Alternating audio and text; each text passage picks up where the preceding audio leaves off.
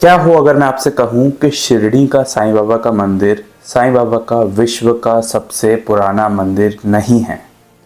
जी हाँ, शिरडी में साईं बाबा ने समाधि दी थी 1918 में और उसके बाद वो बाबा का समाधि मंदिर बन गया जो आज हम सब शिरडी जाते हैं और उसके दर्शन करते हैं।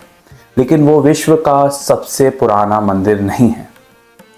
एक्चुअली में साईं बाबा का सबसे पुराना मंदिर है भिवपुरी में, जो लगभग शिरडी से 240 किलोमीटर की दूरी पर है।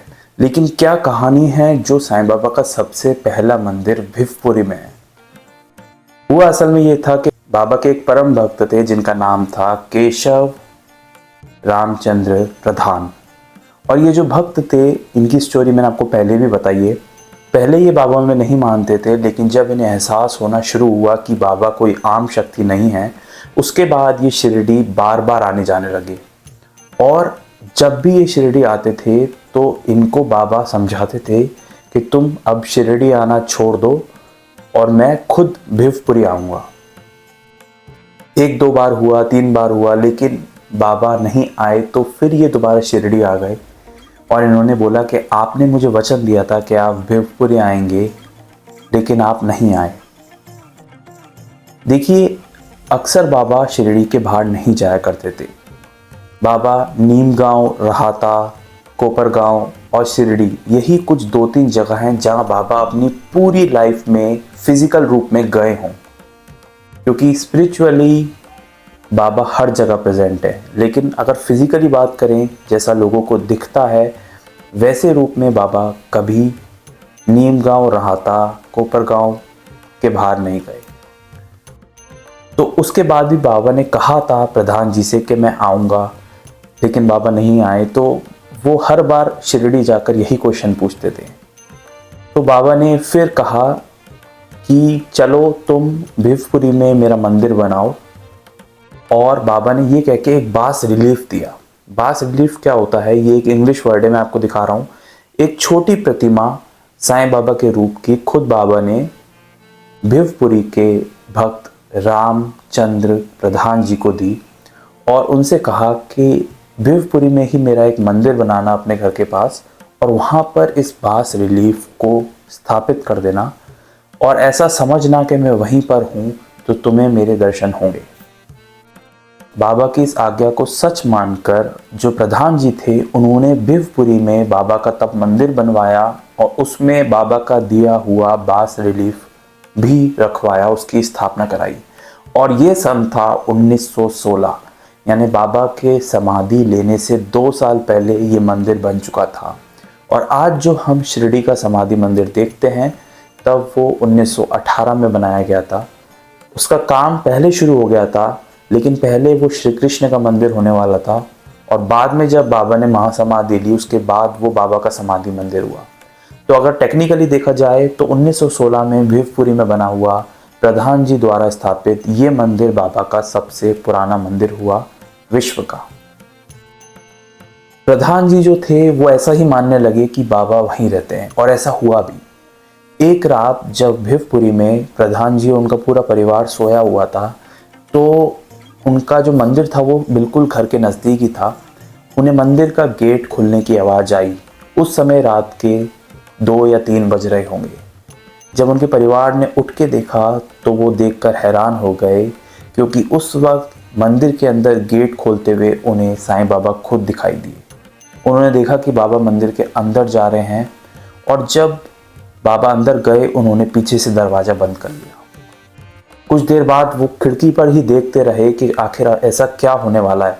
तो वो दोबारा हैरान होते हैं जब बाबा मंदिर से बाहर निकलते हैं और फिर वहाँ से चले जाते हैं। मतलब बाबा ने एक संकेत दिया कि भिवपुरी में भी वो प्रेजेंट हैं। और ये बात उन्होंने कई सारे अपने समधियों को, अपने साथियों को भिवपुरी में बताई, जिन्होंने उनकी बात पर यकीन भी किया। इसी के साथ हमें एक और घटना जानने को मिलती है प्रधान जी के बारे में। वो ये थी कि जो प्रधान जी थे वो बहुत फाइनेंशियल क्राइसिस में डूब भी चुके थे। एक टाइम ऐसा आया था, उस वक्त वो बाबा की मूर्ति के सामने जाकर रोने लगे। वहीं उन्हें एहसास हुआ कि बाबा ने उन्हें दिलासा दिया हो और ऐसा समझाया हो कि सब कुछ ठीक हो जाएगा। उसी के बाद उनका फाइनेंशियल क्राइसिस भी जो था, जो पैसों की तंगी थी, वो दूर हो गई। हमें प्रधान जी का जीवन पढ़ने से एक और बहुत खास बात जानने को मिलती है। वो ये थी कि एक बार साईं बाबा ने इन्हें सपना दिया और सपने में कहा कि तुमने मेरा मंदिर तो बनवा लिया है, लेकिन मेरा मंदिर बिना धुनी माई के नहीं हो सकता, और अगर धुनी माई वहाँ नहीं है तो मेरे मंदिर की इम्पोर्टेंस ही क्या। ये सपने से उठने के बाद उन्होंने धुनी माई की स्थापना करने को सोचा और उसके लिए उन्होंने साईं सचरित्र का पाठ करवाया। ये घटना 1939 से कुछ समय पहले की है। 1939 वो काल था जब रामचंद्र प्रधान जी, केशव रामचंद्र प्रधान जी ने इस संसार को छोड़ा। तो 1939 से कुछ समय पहले की ये घटना थी और उस समय साईं सच्चरित्र का पाठ किया देव बाबा ने। देव बाबा जो कि दाभोलकर जी, यानी कि जिन्होंने साईं सच्चरित्र लिखी है, हेमाड पंत जी, उनके ग्रैंडसन, उनके पोते थे देव बाबा।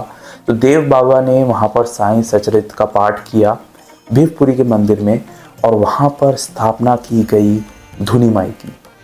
जैसे कि द्वारका माई में एक धुनी माई थी बाबा की, उसी तरह भीवपुरी में भी वो धुनी माई की स्थापना की गई। और स्थापना करने का जो पूरा ये खर्च आया धुनी माई का, उसको दिया कुमार सेन सामंत ने। कुमार सेन सामंत ने जो भी खर्चा आया वो धुनी माई का दिया।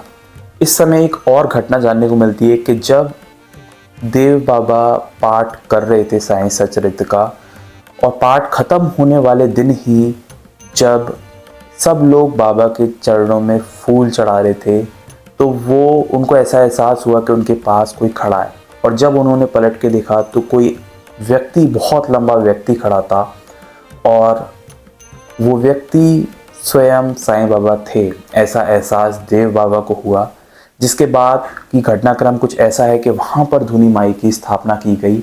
और आज भी भीवपुरी में ये मंदिर आप जाएं तो देख सकते हैं। ये 1916 का मंदिर है और इस वजह से ये विश्व का सबसे पुराना मंदिर हो जाता है, क्योंकि बाबा जब फिजिकल रूप में थे तब इस मंदिर का निर्माण हुआ था।